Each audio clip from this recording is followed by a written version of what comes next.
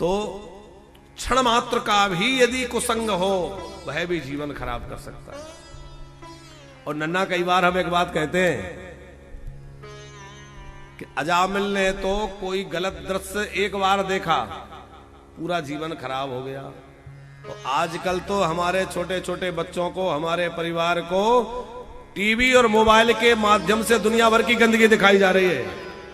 उनकी बुद्धि, जो बच्चों की अभी छोटी बुद्धि है, जिन बच्चों की बुद्धि अभी कच्ची है, जिन बच्चों की बुद्धि अभी अपरिपक्व है, ऊट पटांग दृश्य देखेंगे, सिनेमा में बेकार के चित्र देखेंगे, मोबाइल में ऊट पटांग चित्र देखेंगे, तो उनका चरित्र कैसा होगा, उनका जीवन कैसा होगा, उनके चित्त पर, मस्तिष्क पर कैसा प्रभाव पड़ेगा, तनिक विचार करने की बात है। फिर जो है समाज में विकृति आती है, चरित्र दूषित होता है और समाज की वह गंदगी कितनी हावी होती जा रही है, लेकिन इस ओर किसी का ध्यान नहीं जाता। कुसंग व्यक्ति के जीवन को बर्बाद कर सकता है। अश्वत्थामा के संग के कारण, दुर्योधन के संग के कारण अश्वत्थामा की बुद्धि विकृत हुई और सोचा कि पांडवों को मार कर आऊं, पर कैसे मारूं, वो तो बलवान है, मैं अकेला हूं, निर्बल हूं। फिर सोचा कि जिस समय पांडव सो रहे होंगे, सोते सोते मार डालूंगा। अब ये युद्ध की नीति नहीं है कि सोते हुए को मारो। और महाभारत युद्ध के पहले कुछ नियम भी बने थे, उनमें लिखा था कि जिसके पास शस्त्र नहीं है उसको नहीं मारा जाएगा, जो निहत्ता है उस पर वार नहीं होगा, जिसका रथ टूट गया उस पर वार नहीं होगा, एक योद्धा से केवल एक योद्धा युद्ध करेगा। कई नियम बने थे, उनमें यह भी नियम था, बोले असावधान पर वार नहीं किया जाएगा। और ये तो सोए हुए को मारना तो शास्त्र में सर्वथा विरुद्ध निषिद्ध है, कायरों का काम है।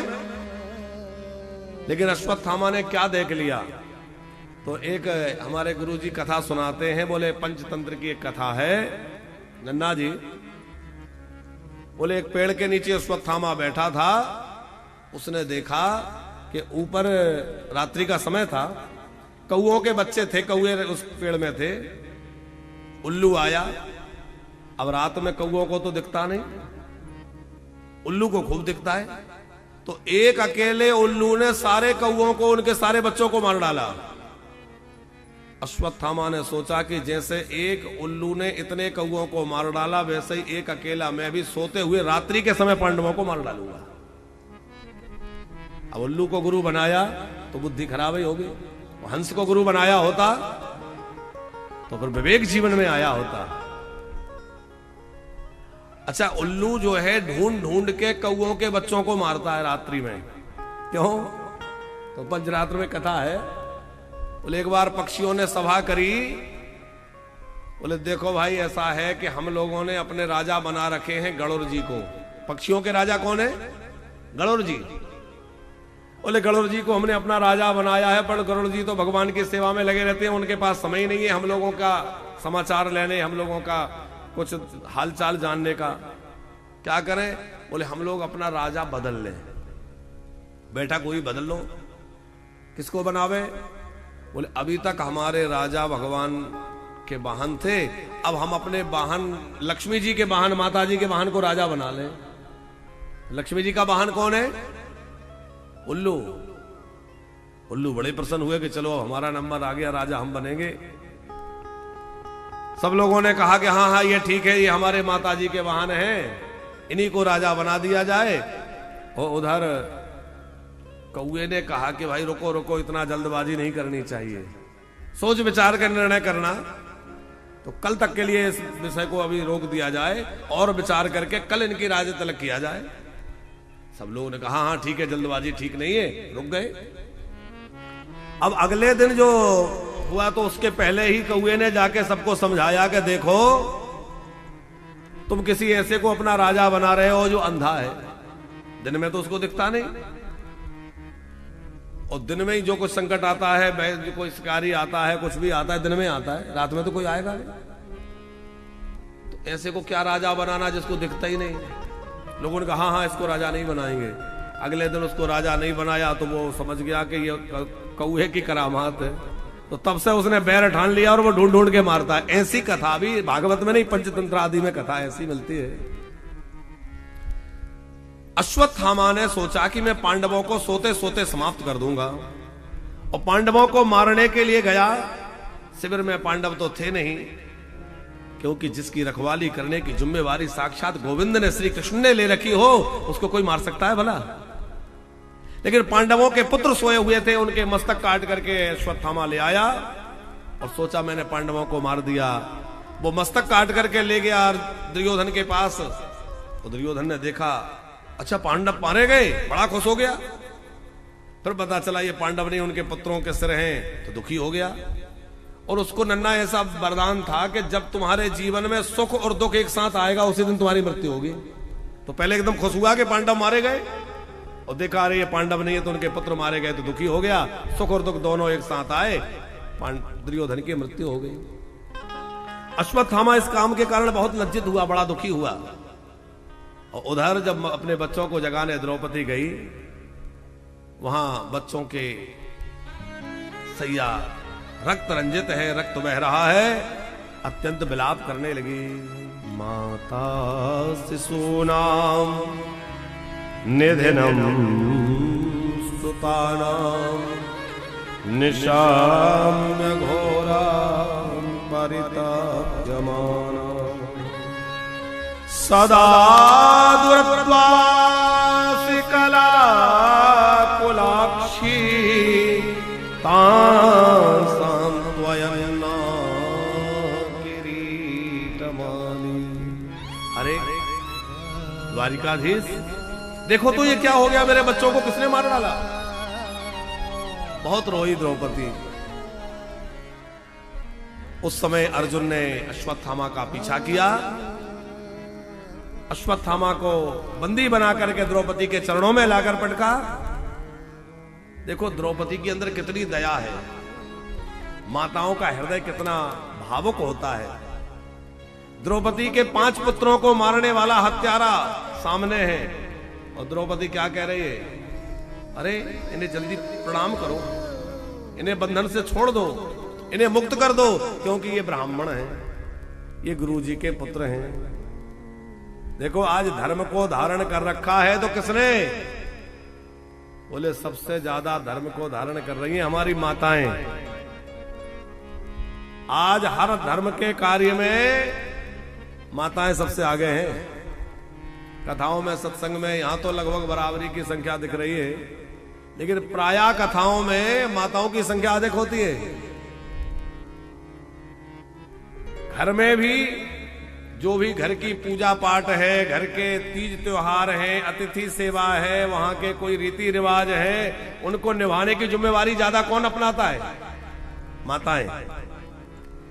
माताओं में धर्म की अधिक प्रतिष्ठा है, और वह धर्म को धारण करके चलने वाली है, इसलिए उसको धर्म पत्नी कहा गया है। शास्त्र में पत्नी को धर्म पत्नी कहा गया है। द्रौपदी दया की ऐसी प्रतिमूर्ति है कि 5-5 पुत्रों को मारने वाले उस दुष्ट को भी बंधन कर रही है, हाथ जोड़ के प्रणाम कर रही है कि देखो ब्राह्मण है, गुरुजी के बेटे हैं, इनको नहीं मारना चाहिए। क्या कह रही हैं? उवाच च सैहन्यस्य वंदनानयनम सती मुच्यता में ब्राह्मणो नितिराम गुरु। कह रही है ये हमारे गुरुजी के पुत्र हैं, इन्हें बंधन से मुक्त कर दो। सएस भगवान द्रोणः प्रजारूपेण वर्तते। मानो साक्षात हमारे गुरुजी द्रोणाचार्य ही इसके रूप में खड़े हैं, इन्हें नहीं मारना चाहिए, ये धर्म नहीं है। हम लोग क्षत्रिय हैं, एक ब्राह्मण पर वार करें, हथियार उठाएं, ये ठीक नहीं है, इन्हें मुक्त कर दीजिए। द्रौपदी ने बहुत धर्म की बात कही। फिर धर्मराज युधिष्ठिर ने भी कहा कि देखो बैर की शांति बैर से नहीं होती। एक व्यक्ति क्रोध में है, हम भी क्रोध करें तो झगड़ा बढ़ता चला जाएगा, कभी खत्म नहीं होगा। और किसी को क्रोध आ रहा है, हम मुस्कुरा के क्षमा मांग लें, कहते हैं भाई कोई बात नहीं, गलती हो गई, भले ही गलती ना हो। आज छोटी छोटी बातों पे झगड़े हो रहे हैं, लोग आपस में लड़ रहे हैं, क्योंकि कोई भी छोटा नहीं बनना चाहता, अपना अभिमान पुष्ट करना चाहते हैं। हम क्यों झुके? लेकिन भैया आप कितना भी क्रोध कर लीजिए, क्रोध करके आप संसार में एक व्यक्ति को भी नहीं जीत सकते, और प्रेम करके आप सारी दुनिया को जीत सकते हैं। प्रेम वो तत्व है जिससे सारी दुनिया को जीता जा सकता है, यहां तक कि पशु पक्षियों को वश में किया जा सकता है। प्रेम के कारण पशु पक्षी भी वश में हो जाते हैं। द्रौपदी ने कहा कि इन पे क्रोध मत करिए, दया करके छोड़ दीजिए।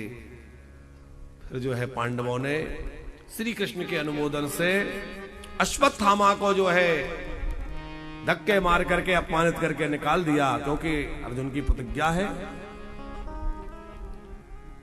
अश्वत्थामा ने पांडवों के वंश को समाप्त करने के लिए ब्रह्मास्त्र छोड़ा, और वह ब्रह्मास्त्र कहां छोड़ा? बोले पांडवों की पुत्र वधू है उत्तरा,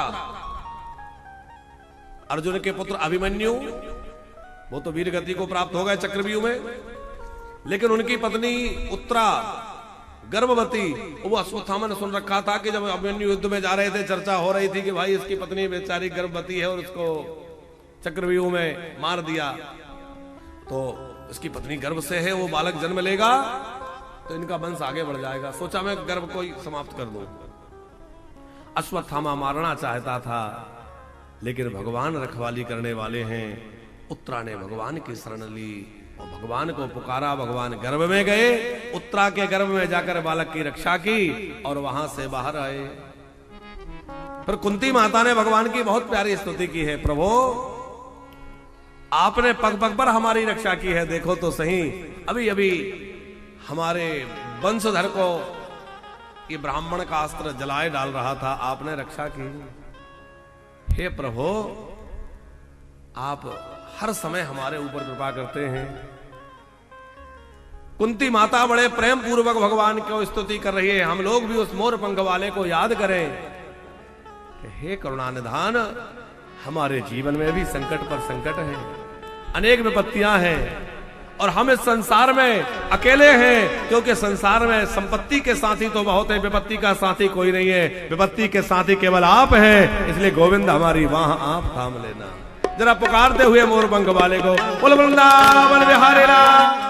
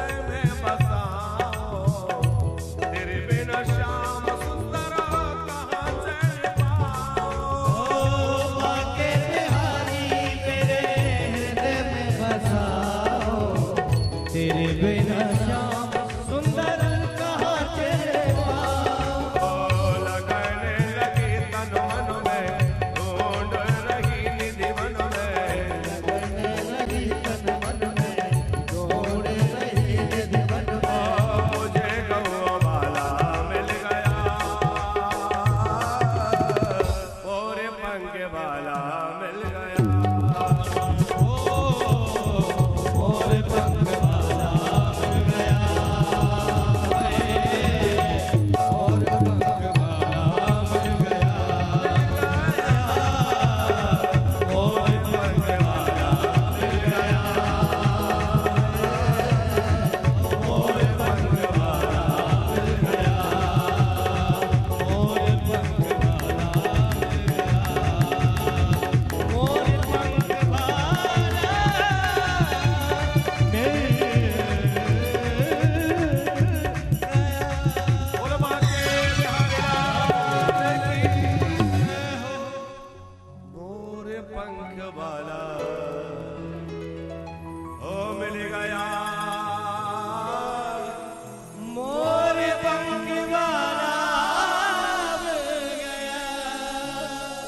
मोर पंख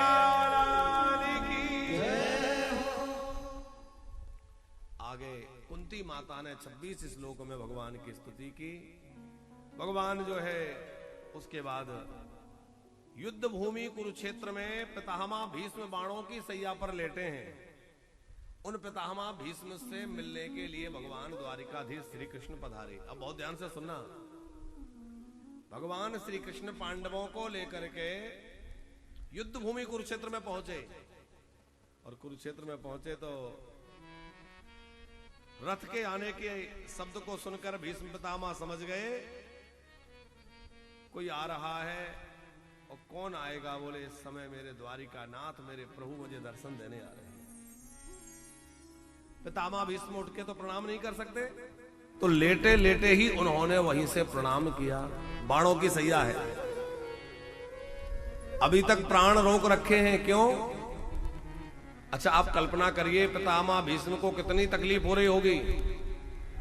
एक कांटा हमें चुभ जाता है, कितनी तकलीफ देता है, और उनको तो एक कांटा नहीं बाण लगे हैं। वो भी कैसे? बोले सामने से बाण लगे हैं, पीछे निकल गए, रक्त बह बह के सूख गया है।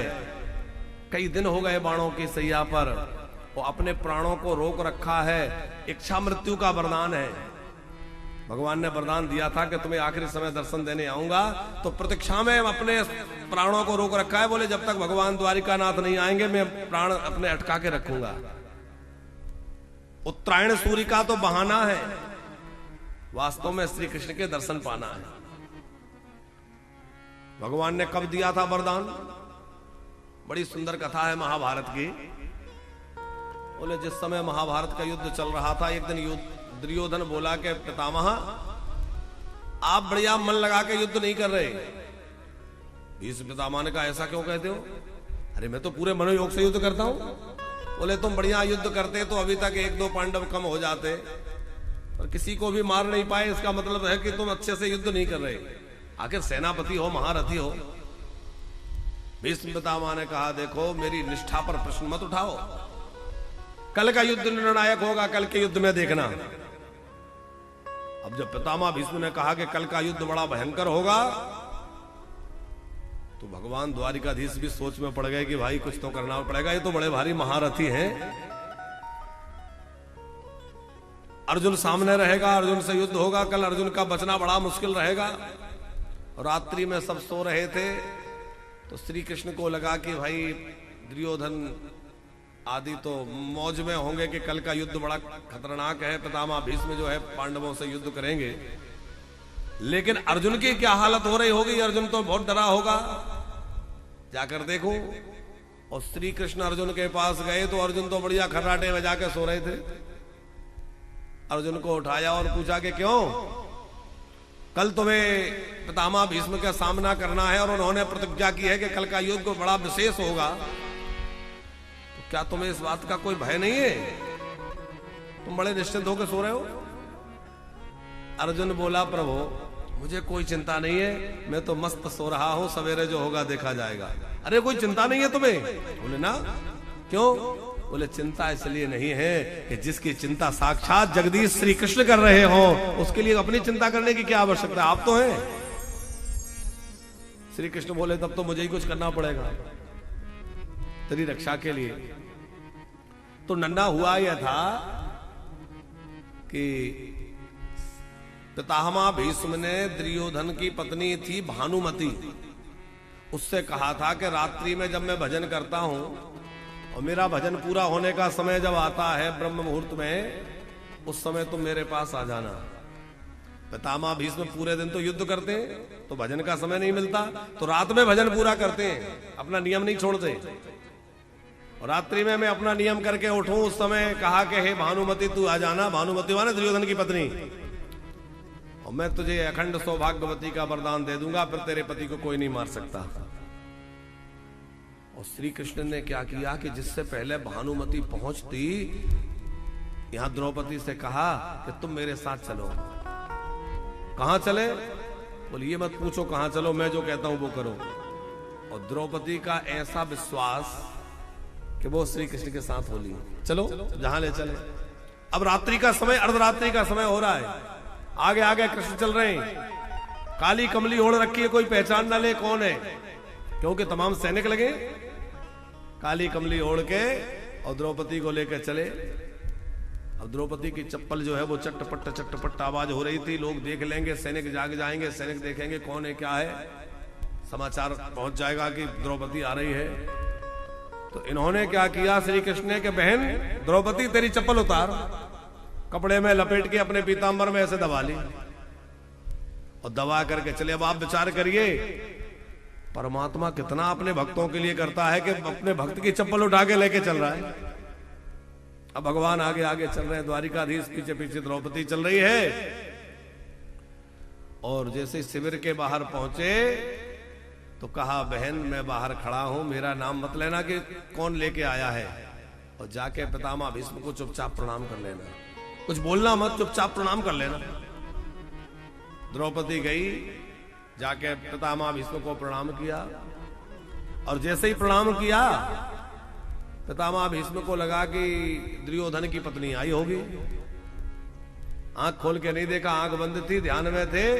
और जैसे ही चूड़ियों की आवाज, वो पायल की आवाज आई, प्रणाम करने का शब्द सुना तो आशीर्वाद दिया अखंड सौभाग्यवती भव। द्रौपदी ने आशीर्वाद सुना तो कहने लगी दादाजी फिर ध्यान रखना, कल के युद्ध में 5 पति में से एक भी कम नहीं होना चाहिए, अब आपकी जिम्मेवारी है, अब आप ध्यान रखना। एकदम आंख खोली, अरे द्रौपदी तू यहां, तो मैंने दुर्योधन की पत्नी को बुलाया था, तू कैसे? द्रौपदी बोली क्यों, मैं तुम्हारे आशीर्वाद के अधिकारी नहीं हूं क्या? बोले नहीं वो तो है, पर तू आई कैसे? तो कृष्ण ने मना किया था मेरा नाम मत लेना। बोले देखो ऐसे नहीं, बता कैसे आई, कौन लेके आया? बोले मैं अपने भाई के साथ आई हूं। कौन सा भाई? बोले है एक वाला जो दूध देने आता है शिविर में, मैं देखना चाहता हूं। भीष्म जी बाहर निकले, मैं देखूंगा तेरे उस भाई को। समझ गए वो भाई कोई और नहीं है, वो श्री कृष्ण ही है। और एक पेड़ के पीछे काली कमली ओढ़े कन्हैया दिख गए, और भीष्म ने अपने उसकी जोत थोड़ी तेज की दिए की और देख लिया, और पहचान गए उस काली रात में भी काली कमली ओढ़े काले काले कन्हैया को, और कहा आप वहां क्या छुपे हो, आ जाओ, मैं जान गया आप हैं, और आप ही लेके आए हैं। प्रभु होगा तो वही जो आप चाहेंगे, युद्ध का परिणाम तो वही होगा जो आप चाहेंगे, लेकिन प्रभु मेरी एक विनती है। क्या? बोले जब मेरे शरीर से प्राण निकले तो आप मुझे दर्शन देने आना। मैं चाहता हूं कि आपके दर्शन करते करते मेरे शरीर से प्राण निकले, आपका दर्शन करते करते मैं मरूं। भगवान ने कहा बिल्कुल तुम्हारी इच्छा पूरी होगी। और अगले दिन जब युद्ध हुआ नन्ना, तो इतना बड़ा भारी युद्ध हुआ कि पितामह भीष्म तो आज अपने प्रण को याद करके बाणों की बौछार कर रहे थे। बड़ा जबरदस्त युद्ध कौशल उन्होंने दिखाया, बाण चला चला के अर्जुन को घायल कर दिया। और बाण तो चला रहे अर्जुन पर और देख रहे हैं श्री कृष्ण को कि इनको थोड़ा क्रोध आ रहा है कि नहीं। क्यों? बोले श्री कृष्ण ने प्रण किया था कि मैं महाभारत के युद्ध में कोई भी अस्त्र शस्त्र नहीं उठाऊंगा। और पितामह भीष्म ने कहा कि अच्छा तो महाभारत का युद्ध जितवाना चाहते हो पांडवों को और बिना अस्त्र उठाए, तो जो ना हरहि शस्त्र कहाऊं तो लाजो गंगा जननी को शांतनु सुतना कहाऊं, जो ना हर ही शस्त्र कहाऊं। मैं भगवान श्री कृष्ण को, द्वारिकानाथ को शस्त्र नहीं उठवा दिया तो मैं भी गंगापुत्र भीष्म नहीं। तो बाण अर्जुन पर मार रहे हैं और देख रहे हैं कि कुछ असर हो रहा है कि नहीं। ऐसा बाण मारा कि रथ चकनाचूर हो गया। अर्जुन धड़ाम से नीचे गिरा। अर्जुन नीचे गिरा, द्वारिकाधीश को रोष आ गया। टूटे हुए रथ का पहिया उठाया और भीष्म पितामह की ओर दौड़े। और जैसे ही रथ का पहिया लेकर दौड़े, पितामह भीष्म ने धनुष बाण फेंक दिए और कहा, मेरी प्रतिज्ञा पूरी हो गई। मैं तो यही चाहता था कि आपको शस्त्र उठवाऊं, तो आपने उठा लिया, मेरा काम पूरा हो गया। देखो, भगवान ने जानबूझकर शस्त्र उठाया। क्यों? बोले भगवान का एक नियम है कि अपने भक्त को ज्यादा बढ़ाई देते हैं। जैसे कभी पिता और पुत्र में किसी बात को लेके कोई बात ठन जाए तो पिताजी ही छोटे बन जाते, कहते बेटा तू जो कह रहा है वो ही सही है, बेटे को ही बड़ा कर देते। उसी प्रकार भक्त और भगवान में जब किसी बात को लेकर कोई बात ठन जाए तो भगवान कहते हैं कि भाई भक्त को बड़ा बना के कहते तू ही सही है, तू ही बड़ा है। अपना मान टले टल जाए पर भक्त का मानना टलते देखा। प्रबल प्रेम के पाले पढ़कर प्रभु को नियम बदलते देखा। भगवान प्रबल प्रेम के ऐसे अधीन हो जाते हैं कि वह अपना नियम तोड़ देते हैं। प्रबल प्रेम के पाले पड़ कर, प्रबल प्रेम के पाले पड़ कर, प्रभु को नियम बदलते देखा। प्रभु को नियम बदलते देखा। अपना मान तले तल जाए, अपना मान टले टल जाए, पर भक्त का मानना टलते देखा। भक्त का टलते देखा। भगवान अपने भक्तों का मान बहुत रखते हैं, भले ही खुद का मान चला जाए। भीष्म प्रतिज्ञा, पितामह भीष्म की प्रतिज्ञा बचाने के लिए अपनी प्रतिज्ञा तोड़ दी, शस्त्र उठा लिया। तब जो है बड़ा वह क्षण याद कर रहे हैं पितामह भीष्म, प्रभु उस समय आपने मेरी बात रखने के लिए अपनी बात छोड़ दी। आज प्रभु को देखकर नेत्र भर आए। पितामह भीष्म भगवान की स्तुति करते हुए कह रहे हैं, भगवान सदैव देवो भगवान प्रतिदिशताम् कलेवरं यावदिदं हीनोम्यहम् प्रसन्नो हासारुणिलोचनलसन्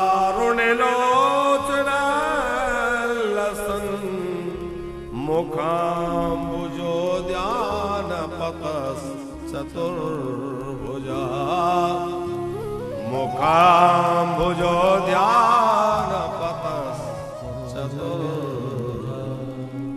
हे चतुर्भुज प्रभु। अच्छा, भीष्म पितामह के इष्ट देवता चतुर्भुज भगवान है। प्रभु जब तक मैं इस शरीर को त्यागू ऐसे ही खड़े रहना। अच्छा, श्री कृष्ण ने पूछा, अच्छा पितामह ये बतलाइए कि जब आप धर्म के साथ हैं तो आपने पांडवों की तरफ से युद्ध नहीं किया, आप कौरवों के पक्ष में क्यों मिल गए? कौरवों की ओर से युद्ध क्यों किया? बोले इसलिए कि यदि मैं पांडवों की ओर से युद्ध करता तो आने वाले समय में लोग कहते कि पांडव इसलिए विजयी हुए ताकि उनके साथ पितामह भीष्म थे। हर कोई को यह लगता कि भीष्म के कारण पांडव विजयी हुए, लेकिन मैं चाहता था कि सारी दुनिया जान जाए कि पांडवों की विजय पितामह भीष्म के कारण नहीं, पांडवों की विजय श्री कृष्ण के कारण है। श्री कृष्ण उनके साथ है इसलिए पांडव विजयी हुए। धर्म जिसके साथ है वो विजयी होता है। देखो, विचार करने की बात है। पांडवों के पास कम सेना थी, कौरवों के पास ज्यादा सेना थी। कौरवों की सेना में पितामह भीष्म, गुरु द्रोणाचार्य आदि बड़े बड़े महारथी कर्ण जैसे लोग थे। पांडवों के पास उस अनुपात में योद्धा कम थे, लेकिन पांडव विजयी हुए। पांडवों की जीत हुई कि नहीं? क्यों हुई? इसलिए तो हुई कि उनके साथ कृष्ण है। लेकिन मुख्य बात जो है वो ये है कि उनके साथ धर्म है, और जीवन में जो धर्म के साथ चलेगा उसकी जीत हमेशा होगी भैया। इसलिए जीवन में धर्म को धारण करके रखना। जीवन में जो धर्म को लेकर चलेगा वो परेशान तो दिख सकता है पर पराजित नहीं हो सकता। पांडव परेशान हुए, लाक्षागृह की दुख भोगना पड़े, अज्ञातवास भोगना पड़ा, वनवास भोगना पड़ा, तो सत्य जो है परेशान हो सकता है, पराजित नहीं हो सकता। धर्म के साथ चलने वाला व्यक्ति थोड़े समय आपको परेशान दिखेगा, लेकिन बाद में उसी की विजय होगी। वो अधर्म पे चलने वाला, गलत रास्ते पे चलने वाला, हम लोग देखते हैं ना भैया, लोग कहते हैं हम तो महाराज जी बिल्कुल ठीक ठीक रास्ते पे चलते हैं, बढ़िया काम करते हैं, हम परेशान हैं। हमारा पड़ोसी उल्टा सीधा कमाता है, हर कुछ करता है, उसके पास कोई कमी नहीं, कोई दुख नहीं, कोई बीमारी नहीं, खूब मौज में। वो उल्टा सीधा करता है, वो मौज में है, हम अच्छा भला करते हैं, धर्म के रास्ते पे चलते हैं, हम परेशान हैं। ऐसा लोग शिकायत करते हैं।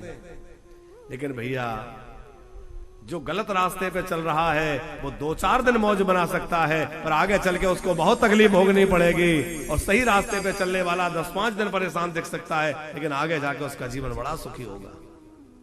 इसलिए जीवन में हमेशा सत्य का, धर्म का मार्ग अपनाना चाहिए। गलत रास्ते पर चलने वाला थोड़े समय के लिए अच्छा दिख सकता है। अनीति से धन होते हैं बरस 5 और 7, और तुलसी 12 बरस में झड़ा मूड़ से जात। पितामह भीष्म ने एक बात पूछी, नन्ना कि प्रभु ये बतलाइए कि मैंने अपने जीवन में कोई पाप नहीं किया। भीष्म पितामह कह रहे हैं मेरा पूरा जीवन निष्पाप है, फिर मुझे आखिरी समय में बाणों की सैया पे सोना पड़ा, तो इतना कष्ट मुझे क्यों भोगना पड़ा? आखिर मुझे बाणों की सैया क्यों मिली? भगवान श्री कृष्ण कहने लगे तुमने पाप किया नहीं है, पर पाप होते हुए देखा है, और पाप होते हुए देखना भी पाप करने जितना ही पाप है। कौन सा पाप देखा है? बोले भरी सभा में द्रौपदी का वस्त्र हरण हो रहा था, तुमने एक बार भी नहीं कहा कि ये गलत है। तुम समर्थ थे, चाहते तो दुर्योधन को फटकार लगाते, युधिष्ठिर को फटकार लगाते कि क्या धर्म पत्नी भी जुए में दांव पर लगाने की वस्तु है? युधिष्ठिर को फटकारते और दुर्योधन को डांट लगाते कि अरे दुष्ट, तेरी बुद्धि इतनी खराब हो गई कि तू कौरवों की कुलवधू को सभा में खींच के लाने के लिए आज्ञा दे रहा है। धृतराष्ट्र आदि को फटकार लगाते कि तुम्हें समझ में नहीं आता कि तुम्हारी सभा में, इस कुरुवंश की सभा में क्या हो रहा है। लेकिन आप सबसे श्रेष्ठ ज्येष्ठ होते हुए भी मौन रहे, एक नारी की रक्षा नहीं की। और देखो, एक नारी की रक्षा सबका धर्म है। हमारे यहां तो एक पक्षी भी अपना धर्म निभाता है। नन्ना, जब जानकी जी का हरण हो रहा था तो जटायु ने सुना। जटायु तो पक्षी है, अधम पक्षी, लेकिन जटायु के कानों में जानकी के रोने की आवाज गई, और वो जानता है कि मैं रावण से जीत नहीं सकता, लेकिन जब तक मेरे अंदर साहस है, मेरे अंदर बल है, तब तक एक नारी की लज्जा का हरण, लाल नारी के सील का हरण कोई नहीं कर सकता। तो जटायु लड़ गया। रे रे दुष्ट ठाड़ के न होई, निर्भय चले सन जानस मोही। अच्छा, जटायु जी को क्या मिला? राम जी के कर सैया, कर सरोज सिर पर से कृपा सिंधु रघुवीर, निरखी राम चरिधाम मुख, विगत भई सब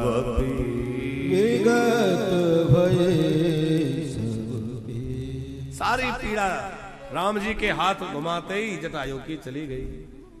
तो जिसने नारी की रक्षा की उसको आखिरी समय में भगवान की करसैया मिली, और जिसने नारी की रक्षा नहीं की उसको आखिरी समय में बाणों की सरसैया मिली। भैया जो नारी की रक्षा नहीं करेगा उसको आखिरी में अवश्य उसका दंड भोगना पड़ेगा। देखो भगवान द्वारिकाधीश को द्रौपदी ने पुकारा, और द्रौपदी ने उस भरी सभा में किसको पुकारा? द्वारिकानाथ को। हे कृष्ण द्वारिका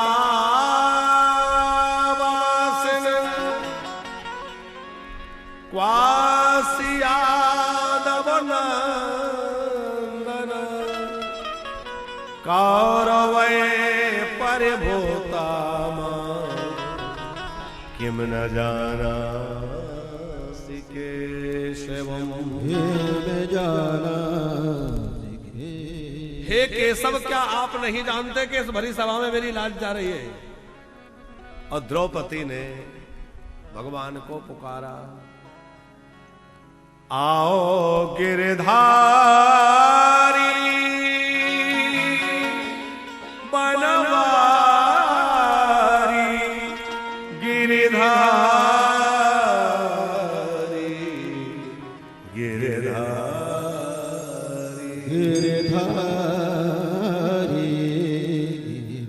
द्वारिकानाथ को जैसे ही पुकारा भगवान दौड़कर द्वारिका से आए।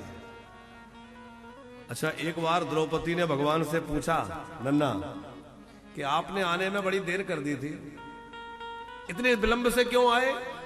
मैं कितनी घबरा रही थी, व्याकुल हो रही थी कि मेरी साड़ी खींची जा रही है, अभी तक नहीं आए, तो इतनी देर क्यों लगाई? द्वारिकाधीश बोले, बहन मैंने आने में देर नहीं लगाई, तूने बुलाने में देर लगाई।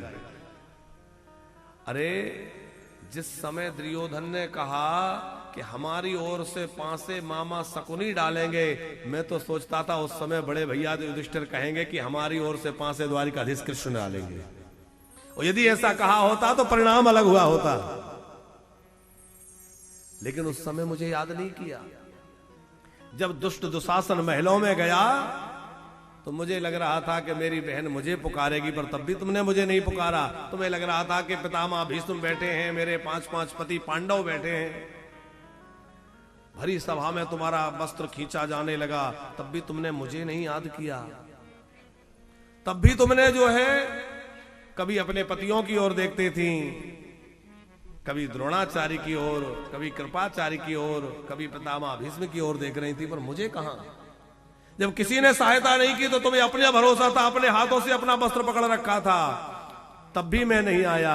और जब तुमने अपना वस्त्र भी छोड़ दिया, दोनों हाथ ऊपर उठा के पुकारा, हे द्वारिकाधीश, भगवान दौड़ के प्रकट हो गए और वस्त्र रूप धारण कर लिया। इसका मतलब है जब तक दुनिया पे भरोसा है भगवान नहीं आएंगे। जब तक हमारा मन है ना कि वो आ जाएगा, ये आ जाएगा, ये आ जाएगा, तब तक भगवान नहीं आएंगे। और जब सब जगह से मन हटा करके केवल गोविंद के चरणों का ध्यान करके कोई उन्हें बुलाता है तो भगवान दौड़ के चले आते हैं।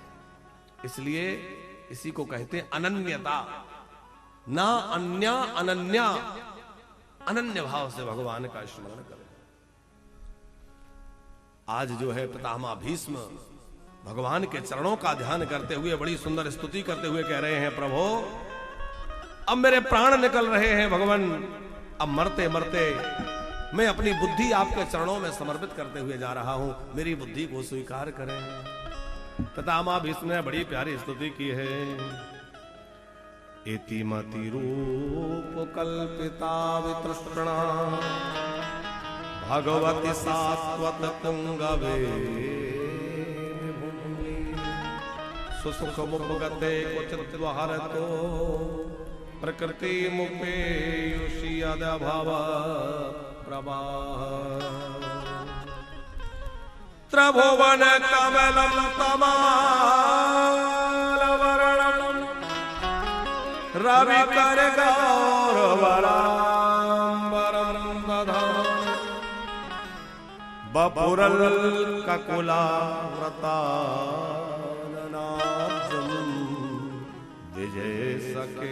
रतिरस्तु मेरवद्या।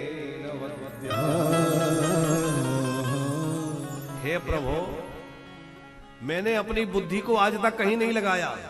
भीष्म पितामह कह रहे हैं, देखो हम लोगों की बुद्धि, किसी की बुद्धि पैसे में फंसी है, कैसे आए, कहां से आए, कैसे मिले। किसी की बुद्धि संतान में फंसी है, मेरा बेटा, मेरी बेटी, मेरा परिवार। किसी की बुद्धि इसमें लगी है कि मेरी जय जयकार कैसे हो, मेरी प्रतिष्ठा कैसे बढ़े, सब लोगों में मेरा नाम कैसे ऊंचा हो। सुतिवित लोक ईसना कही के मति इन कृतनामली। लेकिन भीष्म पितामह कहते हैं, मैंने अपनी बुद्धि को यहां वहां नहीं लगाया। कहां लगाया? बोले, मैंने अपनी बुद्धि को श्री कृष्ण के चरणों में लगा रहा हूं। अपनी बुद्धि आपके चरणों में समर्पित कर रहा हूं। प्रभु, इसको स्वीकार करिए। और देखो, भगवान को धन चढ़ाओ या मत चढ़ाओ, भगवान को धन की आवश्यकता नहीं है। भगवान की तन से सेवा करो तो अच्छा है, ना कर पाओ तो भी चल जाएगा, लेकिन मन अपना भगवान के चरणों में लगाए रखना। पता है, एक बार एक भक्त ने भगवान से पूछा, प्रभु आपको क्या दूं? आपके पास तो सब कुछ है। अरे वस्तु वो देने में आनंद आता है जो ना हो, तो मैं आपको क्या दूं? भगवान बोले, मेरे पास और तो सब है, मेरे पास मन नहीं है, देना है तो तू अपना मन मुझे दे दे। तो भक्त ने कहा, प्रभु अपने पास मन नहीं है, आपने मन नहीं बनाया अपने लिए। भगवान बोले, नहीं था तो, लेकिन मेरा मन तो चोरी हो गया। चोरी आपके घर में कौन चुरा सकता है? बोले, वृषभानु लली राधा रानी मेरे मन को चुरा के ले गई, अब मेरे पास मन नहीं है। यदि देना है तो अपना मन दे दे। अच्छा, हमारा मन जहां होता है वहां हमारा तन भी चला जाता है और धन भी चला जाता है। मन भगवान को लगाएं और तन से शरीर की सेवा करें, संसार की सेवा। तन से संसार की सेवा करें, समाज की सेवा करें। मन राखो जहाँ कृपा निधाना, मन राखो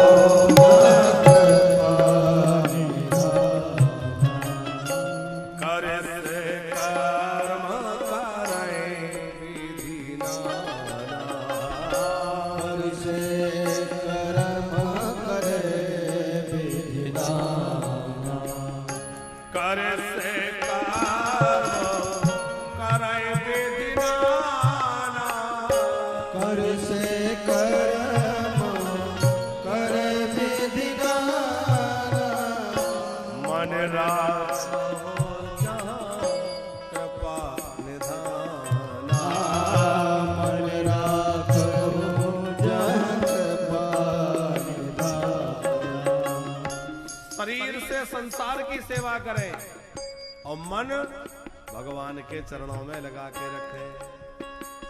अपना मन संसार को मत देना। अच्छा देखो, शरीर जड़ है और संसार भी जड़ है, मन चेतन है और परमात्मा भी चेतन है। तो चेतन मन को चेतन परमात्मा में लगा दो और जड़ शरीर को जड़ संसार में लगा दो। हम लोग क्या करते हैं, जड़ शरीर को परमात्मा की सेवा में और चेतन मन है उसको संसार जो जड़ है उसमें लगाते हैं। बात नहीं बनती। मन चेतन है उसको भगवान की सेवा में, शरीर जड़ है उसको जड़ संसार की सेवा। और जैसा कि कल हमने आपको बतलाया था कि कथाओं के साथ साथ पवित्र सेवा के भाव को लेकर के एक उद्देश्य भी कथाओं से जुड़ा रहता है, जिसके माध्यम से श्रीधाम वृंदावन की पावन पुण्य धरा में, जहां भक्ति स्वरूपी यमुना प्रवाहित हो रही है, गिरिराज जी की पावन तलहटी है, वहां एक सुंदर वानप्रस्थ आश्रम उन लोगों के लिए जो अपने घर गृहस्थी की जिम्मेवारियों से मुक्त हो गए हैं और अब भगवत चरणों में भगवान के धाम में रह के भजन करना चाहते हैं, उनके लिए बड़ी सुंदर एक भजन स्थली, जहां तमाम कुटिया माने कमरा, तो वो कमरा जो है ऐसा है कि जिसमें आपको रहने की सुविधा भी है, भोजन की व्यवस्था भी, कदाचित कोई बीमार हो तो उसको इलाज भी मिले, वो कमरे जो बनाए जा रहे हैं, जो वानप्रस्थ में रहना चाहते हैं, उन साधकों की लागत से वो बनेंगे और उनके ही हाथ में उसकी चाबी रहेगी, उनके ही नाम पे उसका एग्रीमेंट रहेगा। आजीवन वो उसमें वास कर सकेंगे, लेकिन वो बेचे नहीं जा रहे। कोई ये ना समझे कि महाराज जी कमरे बना के बेच रहे हैं। ये आश्रम है, और आश्रम जो बनाया जा रहा है वह साधकों के भजन के लिए बनाया जा रहा है।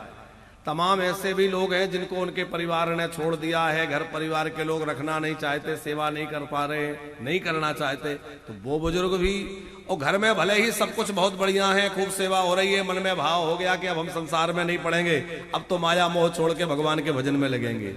देखो ये संसार ऐसा है कि हम इसको नहीं छोड़ेंगे, ये हमें छोड़ देगा। घर में पड़े रहेंगे, आज नहीं तो कल उपेक्षा होने लगेगी, कोई आंख दिखाने लगेगा, कोई अपमान होने लगेगा तो बुरा लगेगा। और वृंदावन में जाके बस गए तो घर में भी इज्जत बनी रहेगी। जब कभी आएंगे तो घर वाले भी खूब प्रेम करेंगे कि चलो भैया बहुत दिन में लौटे, तो बेटा बहू वो लोग भी खूब सत्कार करेंगे। और घर में ही पड़े रहेंगे तो हो सकता है आने वाले समय में धीरे धीरे परिवार में हो जाए, रहे यही पड़े रहते हैं, कुछ नहीं, कब तक इनकी सुने। तो घर में भी हमारा सम्मान बरकरार रहे और धाम में रह के भजन भी कर सकें। मानव देह का जो सर्वोत्कृष्ट लाभ है भगवान की कथा सत्संग, वह भी वहां नित्य प्रति प्राप्त होगा। वानप्रस्थ में हमेशा सत्संग रहेगा। वहां ऐसी व्यवस्था की जा रही है कि प्रतिदिन सत्संग हो, प्रतिदिन यज्ञ हो, प्रतिदिन सवेरे ध्यान हो, फिर योग हो, फिर सत्संग हो, फिर संकीर्तन हो। तो सारी व्यवस्था जहां साधकों के रहने की, उनके भजन की हो, ऐसा एक दिव्य भव्य सुंदर सुरम्य वातावरण में एक आश्रम बन रहा है वानप्रस्थ धाम के नाम से। तो जो भी साधक यहाँ बैठे हैं, जो भी बुजुर्ग बैठे हैं, आपके भी मन में इच्छा है कि हम लोग भी वृंदावन वास करना चाहते हैं, तो आप लोग भी इसकी जानकारी, पीछे काउंटर लगा है, वहां से विस्तृत जानकारी ले सकते हैं। और जो इस समय टेलीविजन पे सुन रहे हैं, कथा पूरे भारत में ही नहीं कई देशों में जा रही है, तो टेलीविजन के माध्यम से भी लोग जहां तहां से जुड़े हैं। तो जो लोग भी इस पावन आश्रम में प्रकल्प में जुड़ना चाहते हैं, अपना कमरा लेना चाहते हैं, तो वो भी कक्ष वहां ले सकते हैं। टीवी पे लोग जो जुड़े हैं वो टीवी के ऊपर चल रहे नंबरों पर संपर्क करके और उन पर विस्तृत जानकारी ले सकते हैं। आप आने वाले कार्यक्रमों के विषय में भी जानकारी टीवी के माध्यम से या चैनल में जो नंबर है उन नंबरों पर फोन लगा के प्राप्त कर सकते हैं। सब लोग जब भी वृंदावन आए, हम आप सबसे कह रहे हैं, आप लोग अब जब भी वृंदावन आए, तो जब भी आए तो जितने दिन भी रुके, भोजन भंडारा वानप्रस्थ आश्रम की रसोई में पाइए। वहां हमेशा जो है भंडारा चलता रहता है सबके लिए, जितने भक्त आए सबके लिए निःशुल्क भंडारा होता है नित्य प्रति। सब आइए, सब वहीं प्रसाद पाइए, वहीं कथा सुनिए। बहुत सारे साधु संत सवेरे से आ जाते हैं, उनको सुबह से ही भोजन बंटना प्रारंभ हो जाता है, तो नित्य साधु संतों को भी भोजन भंडारा बंटता है। दोपहर में भंडारा होता है, उसमें भी खूब साधु संत आ जाते हैं, तीर्थयात्री, परिक्रमावासी, दर्शनार्थी जो आ जाए सबको भंडारा होता है। चलता सब भक्तों के सहयोग से है। कोई भक्त एक थाली की व्यवस्था दे रहा है, कोई 5 थाली की कर रहा है, कोई 11 थाली का कर रहा है। तो इस तरह से लोग करते हैं। कई लोग अपने विवाह की वर्षगांठ, कोई अपने जन्म तारीख, कोई माता पिता की पुण्यतिथि, इस तरह से लोग भंडारे आयोजित करते हैं। साल में कोई 1 दिन की जिम्मेवारी लेता है, कोई 2 दिन की, इस तरह से भी लोग सेवा में लगते हैं। तो आप भी इन पावन सेवाओं से जुड़ सकते हैं, इनमें भाग ले सकते हैं। और जिन महानुभावों ने इनसे जुड़ करके अपने धन को इसमें विनिमय करते हुए इसका लाभ लिया है, उनके पवित्र नामों की घोषणा मंच के द्वारा, उसके बाद भगवान की पूजा और आरती की ओर हम लोग चलेंगे। बोले वृंदावन बिहारी लाल की।